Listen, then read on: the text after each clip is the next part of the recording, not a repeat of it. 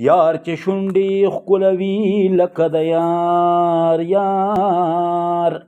او داسې خوند بوراګان اخلي د ګلزار زار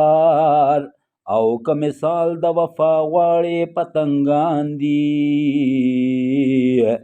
چې د تن وزر قربان کړي په انګارګار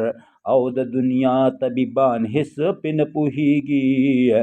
کوم زلمی چې شي په رنځ د عشق بیمار مار او چې پیاز نه خوري بوی به ولې ستا د خولې ځي لال خو لال وي که ایرو ته شي ګزار زار یا بوج د خپل ګناه د دومره په سر پروت دی